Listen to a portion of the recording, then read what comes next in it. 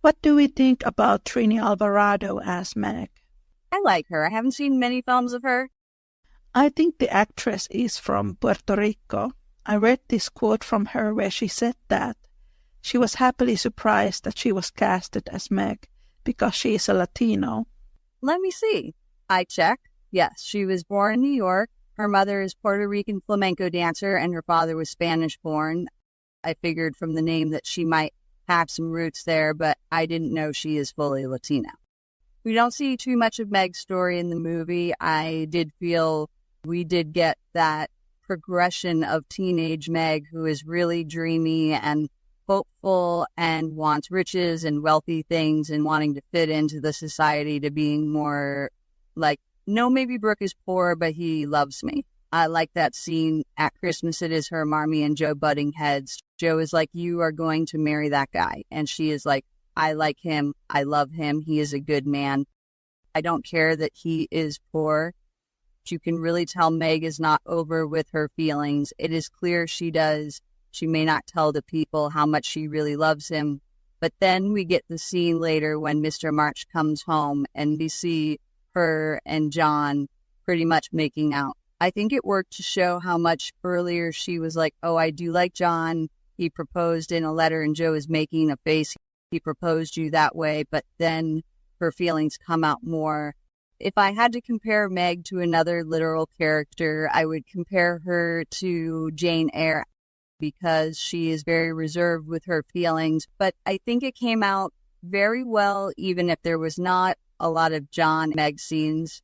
There was definitely a lot. Clearly, they like each other, but neither one is quite ready to say anything to the other person type of thing. I don't know how old Eric Stoltz was when he played John. You do get the sense that there is a bit of an age difference between the two actors. I think he is maybe in his late 20s, early 30s. Not quite as a big age difference as obviously between Jo and Friedrich. I do feel like he was a little bit older. Let me see. He is 5 to 6 years older. That is not so much. It is always very vague in the book what is the age difference between Meg and John. I am always curious to know what people think is a huge age gap. We were talking with my grandfather, and I have a great uncle who married a woman who was 6 years older, and my mom was like, that is a huge gap. And I'm like, is it?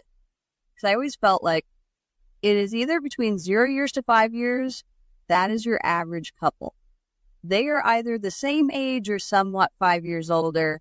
I feel like that is generally the average to a person in a relationship. I don't feel like it is not until when you get into like 8 to 10 where you can go, that is a vague age gap. I am always curious to know. I feel like everybody feels differently. What do you think? Everybody is different. My grandmother and my grandfather had 12-year age gap. And I always got these Jo March vibes from my granny because my grandfather proposed my granny when she was fixing the roof. That sounds romantic if she was just like hammering away. And he is like, wow, you are really good with the hammer. Would you like to marry me? And she's like, what? There is my Jo and Friedrich archetype couple, my grandparents. Woman fixing the roof. That is something that Jo would totally do. Jo would shovel the snow, she would fix the roof. Friedrich would be like, wow, you are a strong, independent woman. Marry me, please. My grandparents were together for 40 years. Then grandfather passed. Granny never remarried. My grandmother was also very religious. My grandparents from my mom's side, they had a 20-year age gap and they were married until the day he passed away. Every time when I said that when I was younger, people were like, was he rich? Oh, God, no. He worked in the movie theater. That is how they met. He worked with projector, and she was the usher. Oh, I love that. So romantic. I don't know if that is the official story. She is now passed for a good 20 years, so I never got the chance to ask, but I presume that is how they met. We have pictures of him working at the movie projector. She was like, oh, yeah, when I was younger, I was a movie usher. 20 years age difference. Another similarity between my grandmother and Jo, my grandmother wanted to become a teacher. She really wanted to get higher education. After the Civil War, Finland was a poor country. Her parents didn't allow her to go to school. She had to work in the farm and look after her siblings. It's a little sad. When you said that, it brought me back to the movie. I think this is the first adaptation with not only Jo getting Plumfield, but also making a clear choice to say, I want to make it a school. In 78, Jo still has personal life in the end. In 70, I can't remember. I think it ends when Friedrich proposes. This is the first time we actually see Jo making that plan and telling Friedrich, I want you to be with me, not only as a teacher, but as my husband. That is something that was different about this adaptation. It makes me really frustrated because now you get people saying, oh, Jo was forced to start a school because Greta Gerwig lied to people about it. There's a quote in Louisa May Alcott's diary where she was in her 20s and she literally writes that in the future, when she has more money, she would like to start a school. She is not the only one. When I was younger, before I decided I want to do more writing, I did think about being a teacher. Hello, friends. It is Niina from the Little Woman podcast. Just to let you all know that the Little Woman podcast episode transcripts are now available as books. You can find them as paperbacks and ebooks. They are wonderful reading for all the fans of Louisa May Alcott. You can find all the links from the description. And now, back to the show. The thing about teachers and writers, somehow they are connected. They have some knowledge they want to pass on. I want to talk about this film's take on Laurie/Amy relationship. This one, I think, feels in some ways incompetent. The problem I have with this one, and I think partially too, is mainly because people who watch it will get it this way. I have seen people sit there and go, how could Jo turn down Christian Bale? And I am like, you are just looking at it through Christian Bale as Laurie, but I thought he was a little subdued here as well. He wasn't as angry in the proposal as I would have liked him to be, and he was definitely very creepy. I just get so annoyed when everyone ignores the fact that in the proposal scene, he just outright puts his finger to Jo's lips to make her stop talking and mutes her with force. And then they still go like, why did she turn down Laurie? And I'm like, he is not listening to her. He keeps inserting himself, which in a way, that is the way he is supposed to be. We are supposed to see that he is not a very good match to Jo. I am hitting this with Amy's and Laurie's relationship here because we have these nice moments when Laurie takes Amy to Aunt March and they have this really nice little moment where he is being very kind to her. I will take you riding. I will take you wherever you want, France and Paris.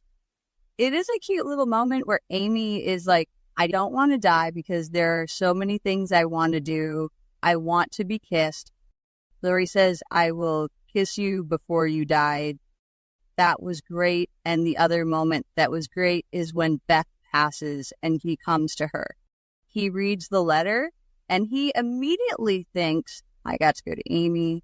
The hinge for me is the one scene in between that where they are hiding under the tree from the rain. I think this is where people get confused and have that feeling, oh, he is just marrying Amy to be part of the family. Because Amy does say something like, I don't want to be loved for my family. And she says, how do you explain your jealousy? Jo has met this professor. He is like, I envy Jo's happiness and I envy Meg's happiness. If Beth's had a lover, I would envy him too, because I know I am supposed to be part of the March family.